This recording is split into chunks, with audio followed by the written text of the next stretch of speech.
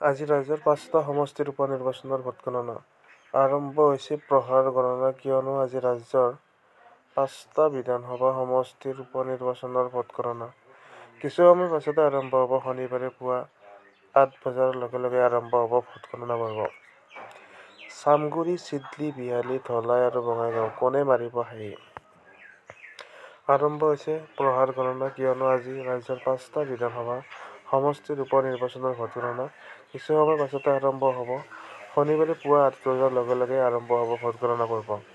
প্ৰতিটো সমষ্টিতে ১২ আৰু ১৪টা ৰাউণ্ডত ভোটগণনা আৰম্ভ হোৱাৰ সম্ভাৱনা আছে। বিহালী, চামগুৰি, ধলাই, চিডলি আৰু বঙাইগাঁও সমষ্টিত অনুষ্ঠিত হৈছে উপ-নিৰ্বাচন। এই নিৰ্বাচনৰ ফলাফলক লৈ এতিয়া ৰাজ্যজুৰি চৰ্চিত হৈছে কোনে মাৰিব শেষ হাঁহি, কাৰ দখললৈ যাব কোন সমষ্টি। ইয়াৰ মাজতে বিশেষভাৱে চৰ্চিত হৈছে চামগুৰি সমষ্টিৰ নাম। কিয়নো চামগুৰি সমষ্টিত ৰকিবুল তনয়, তানজিল হুচেইনে কংগ্ৰেছৰ সমৰ্থন আগবঢ়াইছিল প্ৰতিদ্বন্দ্বিতা। তদুপৰি বিজেপিৰ দীপুৰঞ্জন শৰ্মাই এই সমষ্টিটোৰ পৰা প্ৰতিদ্বন্দ্বিতা আগবঢ়াইছিল। ৰাজনৈতিক বিশ্লেষকৰ মতে তানজিল আৰু দিলপুৰ ৰঞ্জনৰ মাজতে হ'ব যুঁজখন। এই সমষ্টিটো বিশেষভাৱে চৰ্চা লাভ কৰিছে। প্ৰতিটো সমষ্টিৰ পৰা সৰ্বমুঠ ১১জন প্ৰাৰ্থীয়ে প্ৰতিদ্বন্দ্বিতা আগবঢ়াইছিল যদিও এই দুয়োগৰাকী প্ৰাৰ্থীৰ নাম বিশেষভাৱে চৰ্চা হৈছে ৰাজনৈতিক মহলত। ৰাজনৈতিক বিশ্লেষকৰ মতে একেদৰে বঙাইগাঁও সমষ্টিত সমানে সমানে চৰ্চিত হৈছে। অগপ সাংসদ ফণীভূষণ চৌধুৰীৰ পত্নী দীপ্তিময়ী আগবঢ়াইছে প্ৰতিদ্বন্দ্বিতা। ৰাজ্যৰ ৫ বিধানসভা উপ-নিৰ্বাচনৰ ভোটগণনাৰ শেহতীয়া স্থিতি সঘনাই সলনি হৈছে। ৰাজ্যৰ ৫ বিধানসভা নিৰ্বাচনৰ প্ৰেক্ষাপট চামগুৰিত আগবাঢ়িছে কংগ্ৰেছৰ প্ৰাৰ্থী তানজিল। সঘনাই সলনি হৈছে ৰাজ্যৰ ৫ বিধানসভা সমষ্টিৰ প্ৰেক্ষাপট চামগুৰিত আগবাঢ়িছে কংগ্ৰেছ প্ৰাৰ্থী তানজিল। ৫২টা ভোটত আগবাঢ়ি আছে তানজিল। বিহালীত বিজেপি প্ৰাৰ্থী দিগন্ত ঘটোৱাল আগবাঢ়ি আছে ২৬টা ভোটত। বঙাইগাঁৱত অগপ প্ৰাৰ্থী দীপ্তিময়ী আগবাঢ়ি আছে ৮০টা ভোটত। ধলাইত বিজেপি প্ৰাৰ্থী নিহাৰ ৰঞ্জন আগবাঢ়িছে ১১০টা ভোটত আৰু চিডলি বিপিএফৰ শুদ্ধ কুমাৰ বসুমতাৰী আগবাঢ়ি আছে ৪০টা ভোটত। কোন ক'ত আগবাঢ়ি আছে আৰু সামগ্ৰিক তথ্য মহাৰাষ্ট্ৰত ৪৮খন আগবাঢ়ি আছে এনডিএ, ১০খনত আগবাঢ়ি আছে এমডিএ। বেনাডত আগবাঢ়ি আছে কংগ্ৰেছ। মহাৰাষ্ট্ৰত ৪৮খনত আগবাঢ়ি আছে এনডিএ, ১০খনত আগবাঢ়ি আছে এমভিএ। ঝাৰখণ্ডত ২৩খন আসনত আগবাঢ়ি আছে এনডিএ, ঝাৰখণ্ডত ৮খনত আগবাঢ়ি আছে ইণ্ডিয়া মৰ্চা। শ্ৰীমন্ত শংকৰদেৱ কলাক্ষেত্ৰত টাইপাৰ কেন্দ্ৰীয় মহাবীৰ লাচিত দিৱস। টাই আহোম যুৱ পৰিষদ অসম চমুকৈ টাইপাই শ্ৰীমন্ত শংকৰদেৱ কলাক্ষেত্ৰত কেন্দ্ৰীয়ভাৱে অনুষ্ঠিত কৰিছে মহাবীৰ লাচিত দিৱস আৰু বঁটা প্ৰদান অনুষ্ঠান। অনুষ্ঠানত ডক্টৰ কে.চি. নৰিয়ালক প্ৰদান কৰা হ'ব মহাবীৰ লাচিত বঁটা প্ৰদান কৰা হ'ব।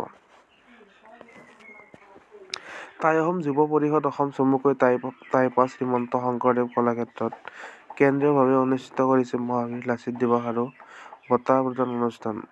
২৪ নৱেম্বৰত টাইপাৰ কেন্দ্ৰীয় সমিতি আৰু কামৰূপ মহানগৰ জিলা সমিতিৰ উদ্যোগত মহিলা পৰিষদৰ সহযোগত অনুষ্ঠিত হ'বলগীয়া এই অনুষ্ঠান ৰাজ্যৰ শিক্ষামন্ত্ৰী ড ৰণোজ পেগুৰ লগতে পদ্মশ্ৰী ড যোগেন্দ্ৰনাথ ফুকন, প্ৰতিদিন টাইমৰ মুখ্য সম্পাদক ঋতুমণি শইকীয়া, অৱসৰপ্ৰাপ্ত মহাধিবক্তা ড ৰমেশ চন্দ্ৰ বৰপাত্ৰ গোহাঁই, পৰিবহণ বিভাগৰ সচিব IAS আদিল খান, আৰক্ষী মহাপৰিদৰ্শক পাৰ্থ সাৰথী মহন্ত অতিথি। এই অনুষ্ঠানত ভাৰত চৰকাৰৰ পুৰাতত্ব জৰীপ বিভাগৰ অৱসৰপ্ৰাপ্ত সঞ্চালক প্ৰধান ড কে.চি. নৰিয়ালক মহাবীৰ লাচিত বঁটা প্ৰদান কৰা হ'ব। এই অনুষ্ঠানসমূহ ৰাইজৰ সহযোগিতা উপস্থিত শ্ৰদ্ধাৰে কামনা কৰা হ'ল। এইকেইটা আছিল গুৰুত্বপূৰ্ণ খবৰ।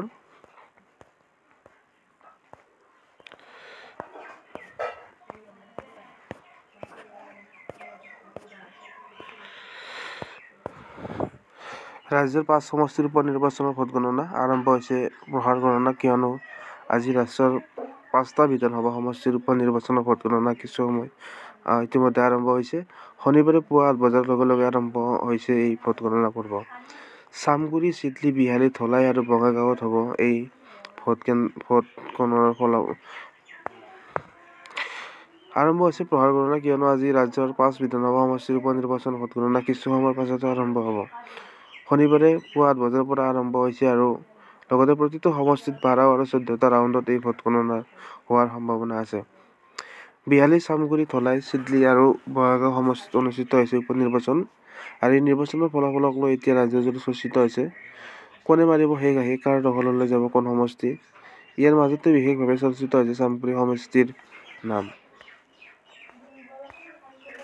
কিয়নো চামগুৰি সমষ্টিত ৰকিবুল তনয়, তানজিল হুছেইনে কংগ্ৰেছৰ সমৰ্থন আগবঢ়াইছিল প্ৰতিদ্বন্দ্বিতাত। তাৰোপৰি বিজেপিৰ দিব্যৰঞ্জন শৰ্মাই এই সমষ্টিটোৰ পৰা প্ৰতিদ্বন্দ্বিতা আগবঢ়াইছিল। ৰাজনৈতিক বিশ্লেষকৰ মতে তানজিল আৰু দিলপৰঞ্জনৰ মাজত হ'ব মূল যুঁজখন। সেয়ে এই সমষ্টিটো বিশেষভাৱে চৰ্চা লাভ কৰিছে। সমষ্টিটোৰ পৰা সৰ্বমুঠ 11 জন প্ৰাৰ্থীয়ে প্ৰতিদ্বন্দ্বিতা আগবঢ়াইছিল যদিও এই দুয়োগৰাকী প্ৰাৰ্থীৰ নাম বিশেষভাৱে চৰ্চা হৈছে ৰাজনৈতিক মহলত।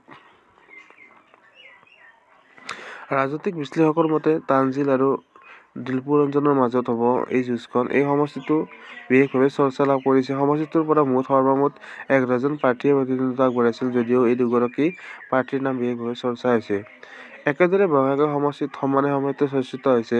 সমষ্টিটোৰ অগপ সাংসদ ফণীভূষণ চৌধুৰীৰ পত্নী দীপ্তিময়ী আগবঢ়াইছে প্ৰতিদ্বন্দ্বিতা। এইখিনি উল্লেখ কৰা হয় প্ৰয়োজনত যে যোৱা ৰাজ্যৰ 5টা সমষ্টি অনুষ্ঠিত হৈছিল নিৰ্বাচনত মুঠ 34 গৰাকী প্ৰাৰ্থীয়ে আগবঢ়াইছিল নিৰ্বাচনী আৰু যিহেতুকে ৰাজ্যৰ 5 বিধানসভা সমষ্টিৰ ভোটগণনাৰ শেহতীয়া পৰিস্থিতি সঘনাই সলনি হৈছে। ৰাজ্যৰ 5 বিধানসভা সমষ্টিৰ প্ৰেক্ষাপট চামগুৰিত আগবাঢ়িছে কংগ্ৰেছ প্ৰাৰ্থী তানজিল।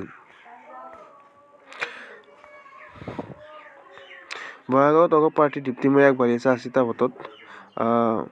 ধলাইত বিজেপি প্ৰাৰ্থী নিৰঞ্জন আগবাঢ়িছে 110টা ভোটত। চিডলি BPFৰ শুক্ল কুমাৰ বসুমতাৰী আগবাঢ়িছে 40টা ভোটত।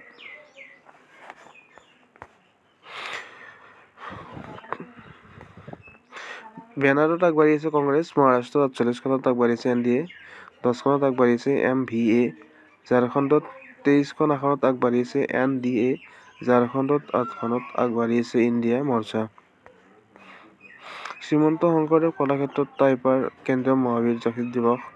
টাই আহোম যুৱ পৰিষদ অসম চমুকৈ টাইপাৰ শ্ৰীমন্ত শংকৰদেৱ কলাক্ষেত্ৰত কেন্দ্ৰীয়ভাৱে অনুষ্ঠিত কৰিছে মহাবীৰ লাচিত দিৱস আৰু বঁটা প্ৰদান অনুষ্ঠান। অনুষ্ঠানত ডক্টৰ KC নৰয়ালক প্ৰদান কৰা হ'ব মহাবীৰ লাচিত বঁটা প্ৰদান